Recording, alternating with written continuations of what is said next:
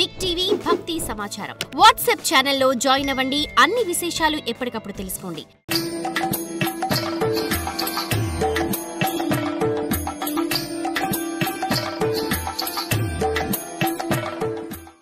మనం ఏ పని చేసినప్పటికి కూడా కొంత శ్రమ వహిస్తేనే ఆ శ్రమకు ఫలితం ఉంటుంది కదా. లేకపోతే ఊరూరికే ఒక చెట్టు వేసి దానికి నీళ్లు లేకపోతే, మంచి ఎరువు వ్యవసాయం లేకపోతే ఆ చెట్టు పెద్దదే ఇది ఎప్పుడు, మరి మనకు ఫలాలు ఇచ్చేది ఎప్పుడు? అది చూడండి. అందుకని పరమాత్ముడిని నువ్వు భజించకపోతే నిన్నెవరు రక్షిస్తారు? రక్షించడు. భజించిన వాళ్ళకే రక్షించడు, ఇంక ఏదీ లేని వాళ్ళకి ఎట్లా రక్షిస్తాడండి? రక్షించడు. నమ్మకాలు లేవు, చర్చ, సద్గురు దూషణ, ఇక దేవుడి విచారంగా డిబేట్స్, విపరీతమైనటువంటి మాటలు, ఇంక వేరే పని లేదు. ఒక క్రియ విశేషమైనటువంటి ఇంట్లో ఒక నియమము, ఒక తపస్సు, ఒక నిశ్చయమైనటువంటి ఒక టైం టేబుల్ లేదు. 9 గంటలకు లేవచ్చు, 10 గంటలకు లేవచ్చు, 5 గంటలకే లేవచ్చు, కాఫీ తాగొచ్చు, 6 గంటలకే పడుకోవచ్చు, సినిమా చూసి 2 గంటలకు పడుకోవచ్చు. నియమమే లేదు, అంతే. అటువంటి నియమబద్ధమైనటువంటి జీవితాన్ని గడుపుతూ క్రమప్రకారంగా పరమాత్ముడిని భజించిన వాళ్ళకే కష్టాలు ఉన్నాయి. ఇక ఏదీ లేనటువంటి వాళ్ళకి ఎట్లా ఉంటుందండి? ఇప్పుడు ఒక ఉదాహరణ, ఈ కరోనా సంగతి ఉదాహరణ. మనకి ఏదో ఫస్ట్ ఒక అలా వచ్చింది అన్నాం కదా, దాంట్లో భయపడ్డాం మనం అందరూ కూడా. చాలా ప్రారంభ దశల్లో గోణితాటు అంటే దుప్పటిని, కమ్మడిని ఎత్తి ఎత్తి ఎత్తి ఎత్తి ఉతుకుతుందట, తర్వాత ఇట్లా కొనకింతే, అట్లా అయిపోతుంది. ప్రారంభ దశలో చాలా అనుసరించారు, చాలా కరోనా వస్తుంది, అట్లా అయిపోతుంది, ఇట్లా అయిపోతుంది. కొంచెం గ్యాప్ ఇచ్చింది, ఒక 2 నెలలు 3 నెలలు గ్యాప్ ఇచ్చింది అంతే. ఆ గ్యాప్లో ఏం చేశాం మనం? పెద్దలు చెప్పినట్టు వినలేదు, డాక్టర్స్ చెప్పినట్టు వినలేదు, ఇక సర్కారు మాట లేనే లేదు. మనకు ప్రాణం కావాలంటే ఎట్లా వస్తుందండి? కేవలం ఒక ఆక్సిజన్ లేక చచ్చిపోతున్నామంటే, పరమాత్ముడు ఈ ఆక్సిజన్ ఇవ్వకపోతే మనమేం బతికేవాళ్ళమా? లేకపోతే ప్రతి ఒక్కరూ ఇంకా కొన్ని రోజులు అయిన తర్వాత, కొన్నేళ్ళు అయిన తర్వాత ఇది మాట వినటానికి కూడా కష్టమవుతుంది. ప్రతి ఒక్కరూ ఒక సిలిండర్ పెట్టుకొని తిరగాడాల్సి వచ్చే పరిస్థితి వచ్చింది, ఇప్పుడు వస్తుంది కూడా. ఎందుకు? దేశమంతా కలుషితమైపోయింది, మొత్తం కల్మషంతో కూడినటువంటిది. జీవితము కల్మషమే, వాతావరణము కల్మషమే, అన్ని విచారాలుగా కల్మషమే, మాట తీరు కల్మషమే, నువ్వు చేసేటువంటి చేష్టలన్నీ కల్మషమే, ఒకరికొకరి మోసము, భార్య భర్తకు మోసం, భర్తకు భార్య మోసం, భార్యాభర్తలు పిల్లలకు మోసం, పిల్లలు తల్లిదండ్రులకు మోసం.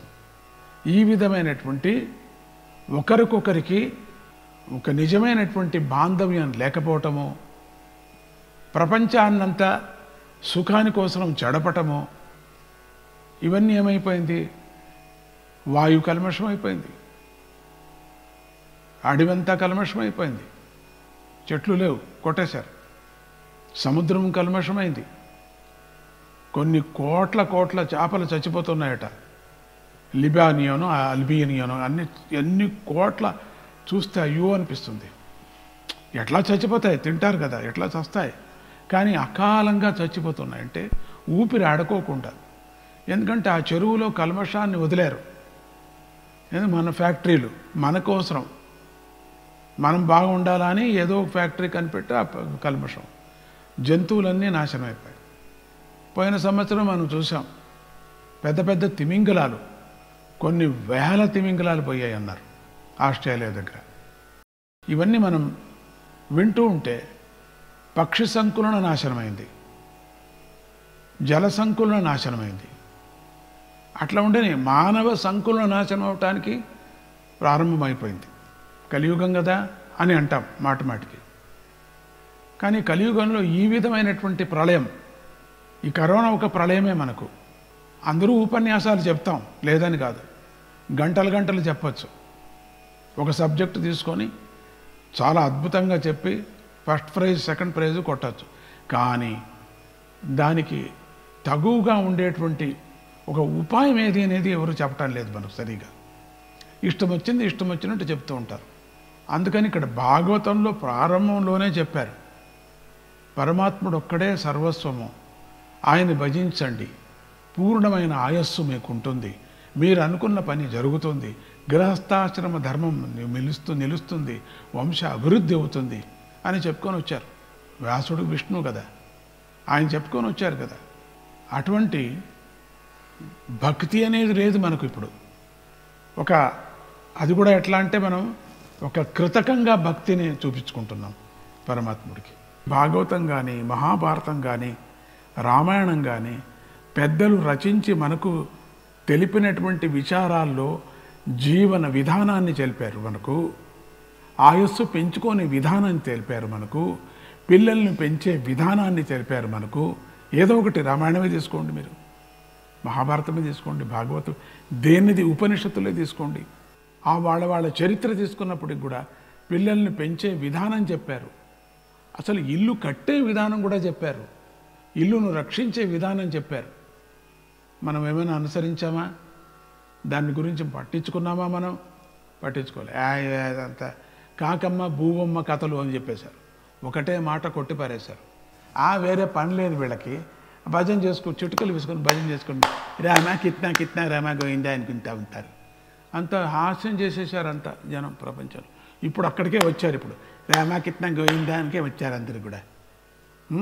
ఇప్పుడు అర్థమవుతుంది మీకు ప్రాణం అనేది ఎంత విలువ, బతకడానికి ప్రతి ఒక్కరూ ప్రయత్నిస్తుంది. ఒక ఈగ కూడా, ఒక దోమ కూడా ప్రయత్నిస్తూ ఉంటుంది. దోమ కూర్చున్నప్పుడు ఇట్లా అంటూ టపక్కన ఎగిరిపోతుంది. దానికి ఎవరు చెప్పారు? ఆ సిగ్నల్ ఇట్లానే లోపల మనం కొట్టలేము, ఎగిరిపోతుంది. ఏదో కొన్ని సందర్భాల్లో సస్తాయి, అది వేరే. ఆ విధమైనటువంటి సిగ్నల్ పరమాత్ముడు ఇచ్చాడు. అట్లనే జీవితంలో ప్రతి ఒక్కటి కూడా మనకు సిగ్నల్ ఇచ్చాడు. అటువంటి మొట్టమొదటి మనకు భాగవతం, సిగ్నల్ ఇచ్చినటువంటి భాగవతం. దాంట్లో భక్తుల యొక్క కథ అత్యద్భుతమైనటువంటిది. వాళ్ళ జీవితం ఏ విధంగా పరమాత్ముడికి సమర్పణ చేశారు అనేదాన్ని ఇంతవరకు కన్నడంలో చెప్పుకొని వెళ్ళా. ఇప్పుడు తెలుగులో చెప్పాలా అని చాలామంది ప్రార్థన చేశారు. ఈరోజు ఈ యొక్క ప్రేయర్ హాల్లో ఆ పరమాత్ముడి యొక్క తత్వాన్ని మనం తెలుపుకుందాం. ఇది మాయ ప్రపంచం, ఇది సుఖదుఖాలు వస్తూ ఉంటాయి. సరే అయినప్పటికీ కూడా ఎంత కష్టమైనా కూడా, ఎన్ని కష్టాలు వచ్చినా కూడా భగవంతుణ్ణి కొలుచుకోవటం, ఆయనలో చేరటం అనేటువంటిది భగవంతుడి యొక్క సంకల్పం. అదే ఈ భాగవత భక్తుల కథ. భాగవతం అంటే ఇంకెంత అద్భుతమో అది. మొదట సగుణ బ్రహ్మ శ్రీహరి చేత తప అనే ఉపదేశం పొంది చతుశ్లోకి భాగవత ఉపదేశం కూడా పొందాడు ఆ బ్రహ్మ తన పుత్రుడైన నారదుడికి ఉపదేశించాడు. దానివల్ల ఆ ముని భక్తి జ్ఞాన వైరాగ్య పరిపూర్ణుడయ్యాడు. వేదాలను విభజించిన మేధావి, సర్వపురాణాల కర్త అయినటువంటి వ్యాసుడు నారదుని వల్ల భాగవతోపదేశం పొంది శాంతి పరిపూర్ణుడయ్యాడు. తర్వాత శుకముని భాగవతామృత పానం చేసి అవధూత సర్వాత్మకుడు అయి తన తండ్రి కన్నా గొప్పవాడయ్యాడు శుకబ్రహ్మ. ఆ తర్వాత పరీక్షిత్ రాజు శుకుని వల్ల ఈ ఉపదేశం 7 రోజుల్లో పొందాడు. 7 రోజుల్లో పునీతుడయ్యాడు. ఇంకో కథ వస్తుంది, వేణుడు 7 సెకండ్లో పొందాడు, 7 నిమిషాల్లో భాగవత ఉపదేశాన్ని.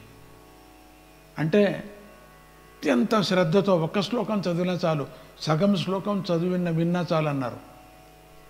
అటువంటి భాగవతం యొక్క మహిమ అంత ఉంది. 7 రోజుల్లో పొంది పునీతుడై పరమహంస పదవిని పొందాడు పరీక్షితుడు.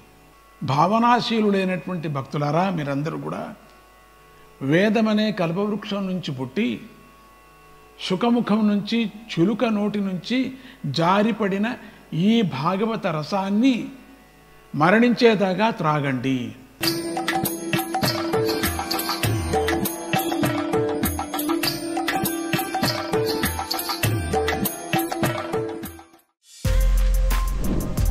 For more videos like this, subscribe Big TV channel.